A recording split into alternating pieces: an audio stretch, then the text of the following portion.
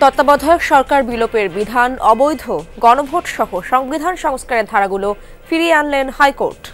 আদালত সুস্পষ্টভাবে আমাকে এবং এই ব্যাপারে যারা সোচ্চার ভূমিকা পালন করেছে তাদেরকে স্বীকৃতি দিয়েছে। সংবিধানের কিছু বিধানকে অপরিবর্তনীয় করে ফেলা হয়েছিল এবং সেগুলোকে তিনি বলেছেন এটি কখনোই গ্রহণযোগ্য না, এটাকে বাতিল করেছেন। ইভিএম নয়, আগামী নির্বাচন হবে ব্যালট পেপারে, জানালেন সিইসি। আওয়ামী লীগের অংশগ্রহণ রাজনৈতিক সিদ্ধান্ত, কিছু করার নেই কমিশনের। আওয়ামী আমলের গুম খুনের নিউক্লিয়াস শেখ হাসিনা, ট্রাইব্যুনালকে জানালো প্রসিকিউশন। 2 মাসের মধ্যে গণহত্যার তদন্ত শেষ করার নির্দেশ। শেখ হাসিনার বিরুদ্ধে গণহত্যা এবং গুম সংক্রান্ত যে অপরাধ সেগুলোকে মিলিয়ে তদন্ত রিপোর্ট দাখিল করতে হবে, সেই ব্যাপারে আমরা সময় চেয়েছি। আদালত 2 মাস সময় দিয়েছেন। ওবায়দুল কাদেরের 3 মাস দেশে লুকিয়ে থাকার তথ্য জানা নেই সরকারের, বললেন স্বরাষ্ট্র উপদেষ্টা।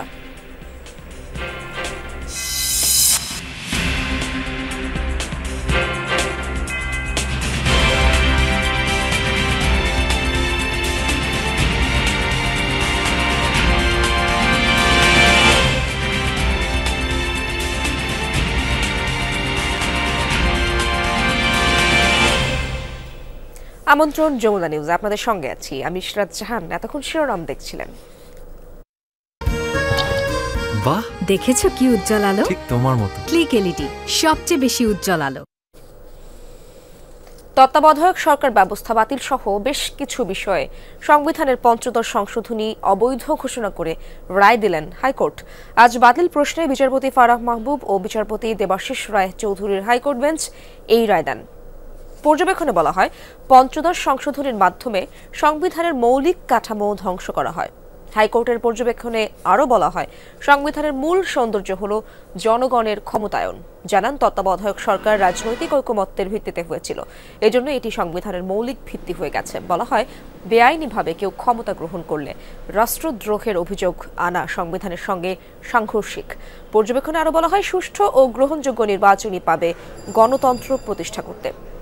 গেল 5 ডিসেম্বর এই মর্মে জারিকৃত রুলের রায়ের জন্য আজকের দিন ধার্য করেন হাইকোর্ট। এর আগে দীর্ঘ 23 কার্যদিবস হয় শুনানি। এতে তত্ত্বাবধায়ক সরকার ব্যবস্থা ফিরে আসার পাশাপাশি গণতন্ত্র পুনরুদ্ধার হবে ছিল আইনজীবীদের এমন প্রত্যাশা। ত্রয়োদশ সংশোধনী অর্থাৎ তত্ত্বাবধায়ক সরকার ব্যবস্থা বাতিলের মাধ্যমে যে দলীয় সরকার অধীনে নির্বাচনের ব্যবস্থা নিশ্চিত করার মাধ্যমে যে কর্তৃত্ববাদী সরকার প্রতিষ্ঠিত হয়েছিল। নির্দলীয় নিরপেক্ষ তত্ত্বাবধায়ক সরকার ব্যবস্থা বাতিল করে দিয়েছিলেন, তিনি এটিকে রেস্টোর করেছেন। দ্বিতীয়ত, গণভোটের বিধানকে বাতিল করে দেওয়া হয়েছিল, সেটিকেও আজকে রেস্টোর করা হলো। তারা বলেছেন যে এই যে 15th অ্যামেন্ডমেন্ট যেটা করা হয়েছে, এটা জনগণের কোনো ইচ্ছার প্রতিফলন ছিল না। কেয়ারটেকার গভর্নমেন্টের বাতিল যেটা, এই বাতিল করাটা অবৈধ হয়েছে, এখানে উদ্দেশ্য পরিণত হয়েছে এবং ওনারা রেফারেন্স হিসেবে বলেছেন গত 3টি নির্বাচন কিভাবে হয়েছে, কিভাবে গণতন্ত্র নির্বাসিত হয়েছে। আগামী জাতীয় নির্বাচনে ইভিএমে নয়, অনুষ্ঠিত হবে ব্যালট পেপারে, এমনটাই জানালেন প্রধান নির্বাচন কমিশনার AMM নাসির উদ্দিন। বলেন, প্রধান উপদেষ্টা বা সরকার যখন চাইবে তখনই ভোটের জন্য নির্বাচন কমিশন প্রস্তুত। জানান, অবাধ, সুষ্ঠু ও গ্রহণযোগ্য নির্বাচন অনুষ্ঠানে সব পদক্ষেপ গ্রহণ করবে কমিশন। দিক থেকে 2026 সালের প্রথমার্ধের মধ্যে নির্বাচনের সময় নির্ধারণ করা যায়। প্রধান উপদেষ্টার বিজয় দিবসের ভাষণেই ছিল নির্বাচনের ইঙ্গিত। এবার সিইসি AMM নাসির উদ্দিন জানালেন, সরকার প্রধানের ঘোষণার পরই প্রস্তুতি শুরু করেছে কমিশন। বলেন, সরকার যখনই চাইবে তখনই নির্বাচন হবে। মাননীয় প্রধান উপদেষ্টা একটা আইডিয়া দিয়েছেন, তো ইন্ডিকেশন দিয়েছেন, তো ওনার আইডিয়া অনুযায়ী যদি যেখানে ফিট করো না কেন, উনি তো এই বছরের শেষে বা আগামী বছরের মাঝামাঝি উনি একটা টাইম ফ্রেম দিয়েছেন, তো এই টাইম ফ্রেমের মধ্যে আমরা নির্বাচন করতে আমাদের প্রস্তুতি, সমস্ত প্রস্তুতি। সিইসি বলেন, ভোট গ্রহণের জন্য ইভিএম নয়, ব্যবহৃত হবে ব্যালট পেপার। সুষ্ঠু, অবাধ, নিরপেক্ষ নির্বাচনের সব পদক্ষেপ গ্রহণ করবে কমিশন।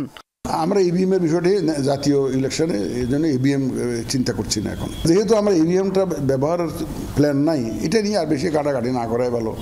এগুলো নানাবিধ প্রবলেম, টেকনিক্যাল প্রবলেম চলে না, storage problem, repairing problem, maintenance problem, অনেক ধরনের সমস্যা আছে।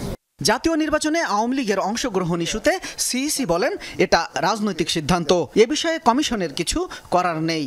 এটা একটা রাজনৈতিকভাবে বিতর্ক চলছে, কেউ পক্ষে বলে কেউ বিপক্ষে বলে, নানাবিধ বক্তব্য আসছে, কিন্তু আমাদের তরফ থেকে আমরা এই ব্যাপারে কোনো মন্তব্য করতে চাই না। It is premature for us.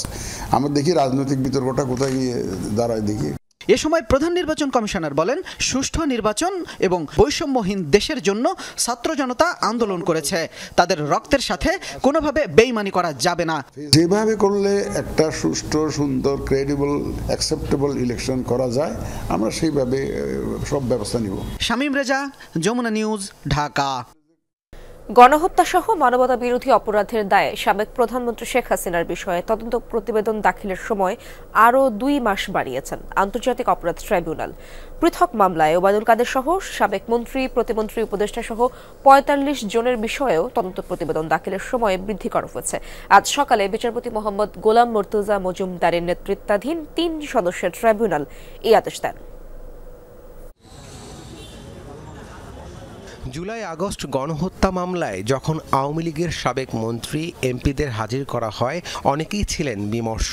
তবে হাস্যোজ্জ্বল ছিলেন রাশেদ খান মেনন ও হাসানুল হক ইনু। মঙ্গলবার সকাল 11টা নাগাদ গাজীপুর, কেরানীগঞ্জ ও নারায়ণগঞ্জ কারাগার থেকে হাজির করা হয় সাবেক 12 মন্ত্রী, প্রতিমন্ত্রী, 2 সচিব, 1 বিচারপতি সহ 16 জনকে।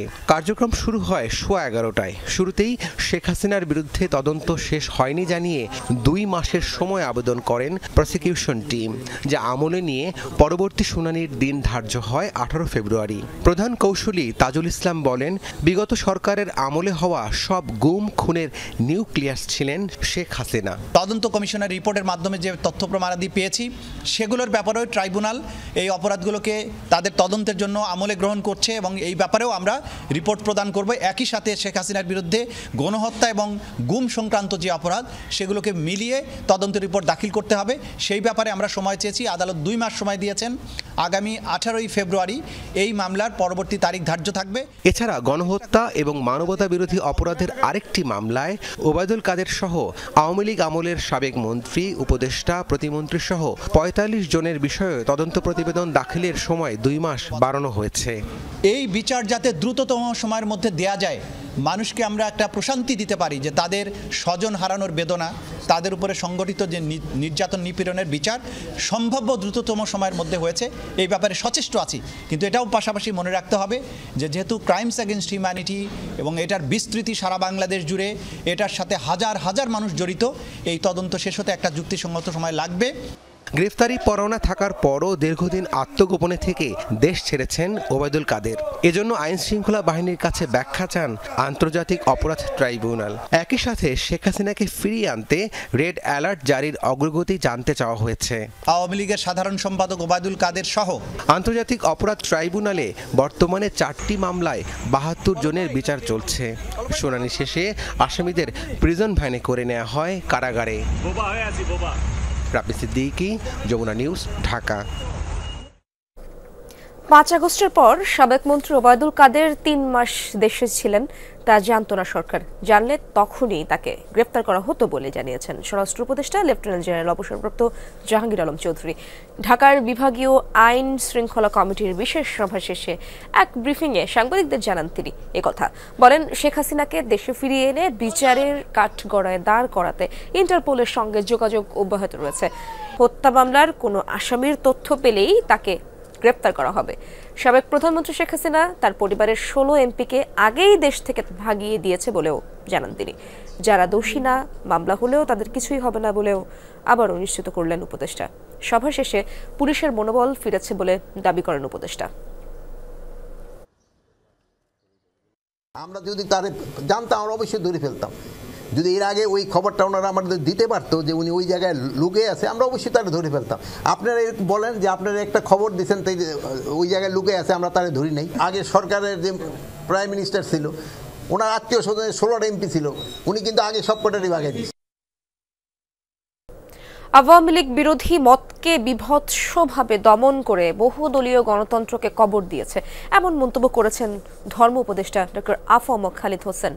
দুপুরে রাজধানীর আগারগাঁওয়ে ইসলামী ফাউন্ডেশন আয়োজিত আলোচনা সভায় এমন মন্তব্য করেন তিনি। বলেন, আওয়ামী লীগ নির্বাচন ব্যবস্থাকে পুরোপুরি ধ্বংস করে দিয়েছে, অথচ পাকিস্তান আমলেও নির্বাচন কমিশন শক্তিশালীভাবে কাজ করেছে। উপদেষ্টা আরও জানান, দেশের মানুষ ঐক্যবদ্ধ থাকলে স্বাধীন, সার্বভৌম, কল্যাণময় রাষ্ট্র গঠন সম্ভব। দেশের সকলকে ঐক্যবদ্ধ থেকে দেশকে এগিয়ে নেওয়ার আহ্বান জানান তিনি। বলেন, দেশের ব্যাংকগুলো লুটপাট করে ব্যাংকিং খাতকে সর্বশান্ত করেছে। দেশের মানুষের মৌলিক সব অধিকার হরণ করেছিল আওয়ামী লীগ। দেশের মানুষ ঐক্যবদ্ধ থাকলে সাধারণত মানুষের স্বপ্ন বাস্তবায়ন হবেই বলে জানান তিনি। ধর্ম উপদেষ্টা আরও বলেন, ইসলামিক ফাউন্ডেশনে রাজনৈতিকভাবে ডিজি নিয়োগ হওয়ায় নানা দুর্নীতি ও অনিয়ম হয়েছে। তাই রাজনৈতিক লেজুর বৃত্তি না করে পেশাদারিত্ব বজায় রেখে কর্মকর্তা কর্মচারীদের কাজ করে যাওয়ার আহ্বান জানান ডক্টর আফম খালিদ হোসেন। আইনাগর করেছি, বিরোধী মতকে বিভৎসরূপে দমন করেছি।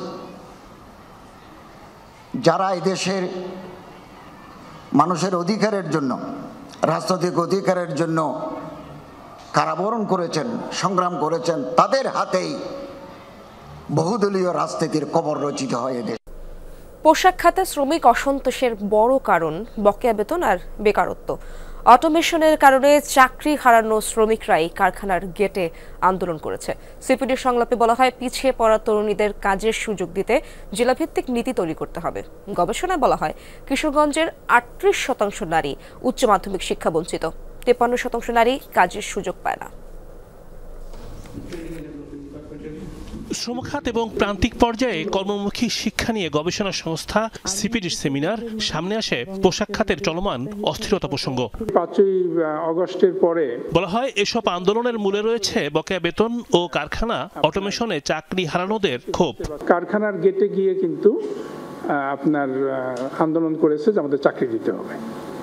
এবং খেয়াল রাখবেন, এই যে শিল্পাঞ্চলগুলো, ওখানে কিন্তু বেকার শ্রমিকরা মানে ওই কোনো না কোনো কারখানা থেকে ঝরে পড়া শ্রমিক, অথবা তার হয়তো তার পরিবারের তার স্ত্রী বা বোন চাকরি করে, সে হয়তো এসেছিল চাকরি খুঁজতে, সে চাকরি পাচ্ছে না। বৈশ্বিক প্রতিযোগিতায় টিকতে যন্ত্রের ব্যবহার বাড়ছে, তবে একই সঙ্গে বাড়ছে চাকরি হারানোর শঙ্কা। এক্ষেত্রে সরকারের কোনো পরিকল্পনা নেই। জ্যাকার মেশিনগুলো আসার পরে কিন্তু অটোমেশনের কারণে কিন্তু প্রচুর শ্রমিক ঝরে পড়েছে এবং তারা কিন্তু ওইখানেই আছে। আমাদের সংস্কৃতি একবার ঢাকায় আসলে আর গ্রামে ফিরে যাই না। অ্যাজ এ হোল ইন্ডাস্ট্রি কি সরকারকে জানিয়েছে কিনা যে আমাদের আগামী 15 বছরে বা 20 বছরে এই মেশিন আমাদের আনতে হবে, প্রতিযোগিতায় টিকতে হলে মেশিন আনতেই হবে। এর আগে কিশোরগঞ্জ জেলার নারীদের শিক্ষা ও কাজের সুযোগ নিয়ে গবেষণা প্রবন্ধ উপস্থাপন করে সিপিডি। এতে দেখা যায়, জেলার ৩৮% নারী উচ্চ মাধ্যমিক শিক্ষা বঞ্চিত, ৫৩% নারী কাজের সুযোগ পায় না। যেমন সামগ্রিকভাবে তরুণীদের ভিতরে কিশোরগঞ্জের লেবার মার্কেটে পার্টিসিপেশন বা জব সিকার আমরা পেয়েছি মাত্র ৩৪%, এবং কোনো ধরনের জবে নেই এই ধরনের তরুণী বা কিশোরীর সংখ্যা, তরুণীদের সংখ্যা হচ্ছে প্রায় ৫৩%। বক্তারা বলেন, টেকসই অর্থনৈতিক অগ্রগতি নিশ্চিত করতে চাইলে নারীদের জন্য কার্যকর নীতি গ্রহণ করতে হবে। নারীর ব্যারিয়ার সেগুলো কিন্তু একটা হচ্ছে আবাসন, আরেকটা হচ্ছে যাতায়াত, আরেকটা হচ্ছে ফিমেল ইনস্ট্রাক্টরস।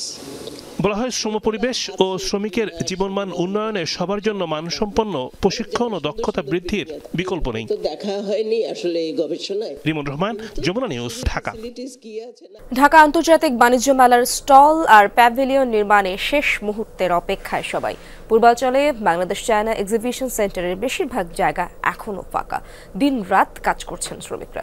আয়োজক রপ্তানি উন্নয়ন ব্যুরো ইপিবি জানিয়েছে, এখনও মূল ফটকের নকশা চূড়ান্ত হয়নি, তবে ডিজাইনে থাকতে পারে জুলাই আগস্ট গণঅভ্যুত্থানের থিম।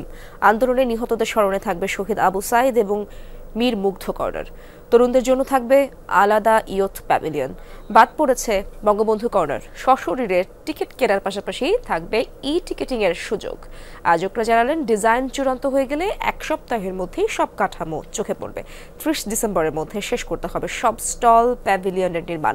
জানুয়ারির 1 তারিখ ঢাকা আন্তর্জাতিক বাণিজ্য মেলার আনুষ্ঠানিক উদ্বোধন করবেন প্রধান উপদেষ্টা ডক্টর মোহাম্মদ ইউনূস।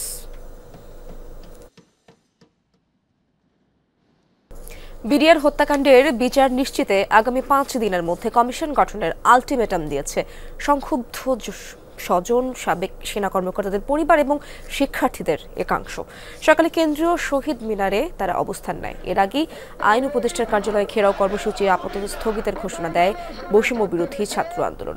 বিডিআর হত্যাকাণ্ডের পর গঠিত জাতীয় তদন্ত কমিটির সদস্য অবসরপ্রাপ্ত ব্রিগেডিয়ার জেনারেল মোহাম্মদ হাসান নাসির বলেন, কমিশনে সাংবাদিক ও শিক্ষার্থী প্রতিনিধি রাখতে হবে। অবসরপ্রাপ্ত মেজর আহমেদ ফেরদৌস বলেন, শেখ হাসিনাকে সাথে নিয়ে ভারতই যে এই হত্যাকাণ্ড ঘটিয়েছে তা দিনের আলোর মতো পরিষ্কার। এ সময় বিজিবির নাম পরিবর্তন করে পুনরায় বিডিআর রাখার দাবিও তোলা হয়।